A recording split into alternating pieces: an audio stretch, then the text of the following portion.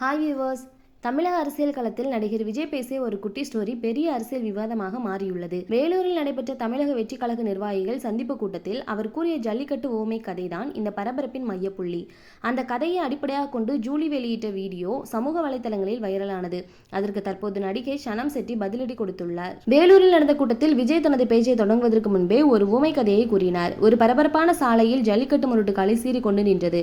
மக்கள் அதை அடக்க முடியாமல் தூரத்தில் நின்று பார்த்து கொண்டிருந்தனர். அன்றைய தினம் காலையை அடக்கும் அனுபவசாலிகள் அந்த ஊரில் இல்லை. அவர்களுடன் இருப்பவர்கள் தான் அனுபவசாலிகள் என்று கூறி காளையை அடக்க முயன்றனர். ஆனால் காளை அவர்களை இடித்து தள்ளியது. அந்த நேரத்தில் ஒரு சின்ன பையன் கூட்டத்தை விலக்கிக் கொண்டு காளையை நோக்கி சென்றான். ஏற்கனவே காளையிடம் முட்டு வாங்கியவர்கள் நாங்களே அனுபவசாலிகள், எங்களாலே முடியல, நீ போய் செத்து போயிடாத என்று எச்சரித்தனர்.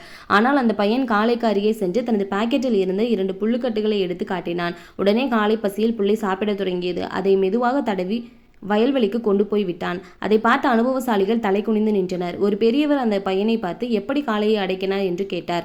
அதற்கு அந்த பையன், அது கோபத்தில் இல்லை, பசியில் இருந்தது போல தெரிந்தது, அதனால்தான் புல் கொடுத்தேன் என்று சொன்னான். இதன் அரசியல் பொருளை நேரடியாக விளக்கிய விஜய், அந்த காளைதான் தமிழ்நாடு அரசியல் களம், அந்த பெரியவர் மக்கள், அந்த சிறுவன் தான் தமிழக வெற்றி கழகம் என்று கூறியதும் கூட்டத்தில் கைத்தட்டல் முழங்கியது.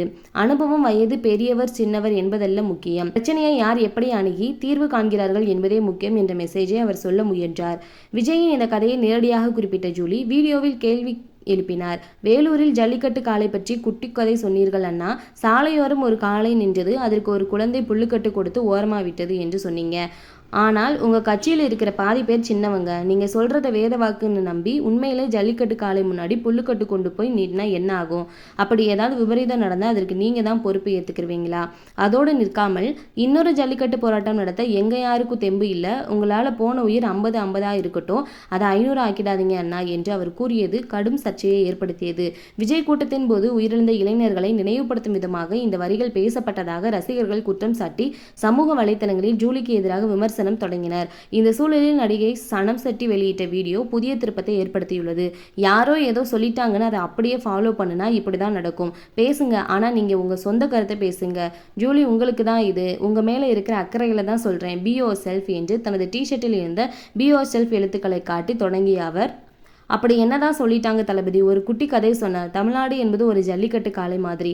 அனுபவமே இல்லாம நாங்க வந்திருக்கோம். அனுபவம் இல்லைன்னு பார்க்காதீங்க, நம்பி ஓட்டு போடுங்க, அப்படித்தானே சொல்லுவாங்க. முழு ஸ்பீச்சை பார்த்து தான் பேசுறீங்களா? இதில் மிஸ் அண்டர்ஸ்டாண்டிங் பண்ண எதுவும் இல்லையே.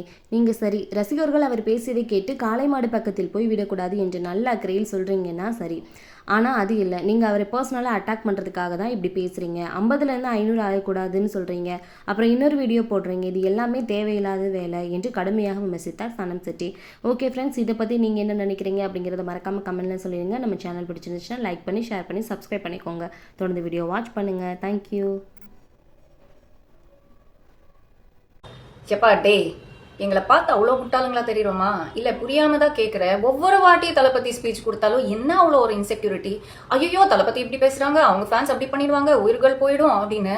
நடக்காத ஒன்று நீங்களே ஒரு சீனு கிரியேட் பண்ணி மக்களை ட்ரிகர் பண்ணி விட்டு ஒரு ஏஜெண்டா வச்சு இப்படி பொங்குறீங்களே, இது நியாயமா? இது தேவையா? ரிலாக்ஸ் பண்ணுங்கப்பா. ஜூலி, உங்க மேல இருக்கிற அக்கறையில தான் ஒரு விஷயம் சொல்றேன். இன்ஃபேக்ட் நான் சொல்லவும் மாட்டேன், நீங்களே படிங்க. உங்களுக்காக தான் இந்த டிஷர்ட் போட்டேன், அவ்வளவுதான் விஷயமே. Be your self. யாரோ எப்போ பிக் பாஸ்ல போய் ட்ரெண்ட் செட் பண்ணாங்க, நம்மளும் அதே டெம்ப்ளேட் ஃபாலோ பண்ணிடலாம் அப்படின்னு அவங்க பண்ணதெல்லாம் நீங்க பிளைண்டா ஃபாலோ பண்ணீங்கன்னா இதோ இப்படிதான் நடக்கும். பேசுங்க, ஆனா நீங்க உங்க சொந்த புத்தி யூஸ் பண்ணி பேசுங்க. நம்ம பேசுறதுக்கு நியாயமா இருக்கா, உண்மையா இருக்கான்னு யோசிச்சு பேசுங்க.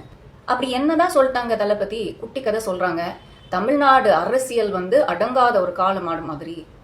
அனுபவமே இல்லாம ஒரு புது கட்சியா நாங்க வந்திருக்கோம்.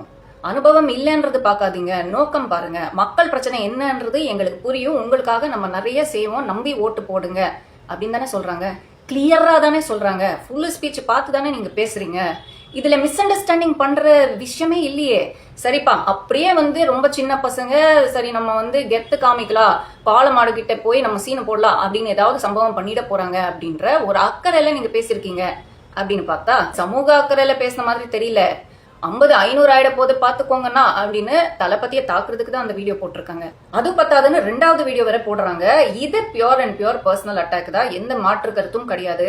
நீங்க கண்டிப்பா பழி வாங்கதான் போவீங்க, என்ன மட்டும் பழி வாங்குங்க, ஆளுங்களை விட்டுருங்க அப்படின்னு சொல்றது சட்டப்படி இது தவறுங்க.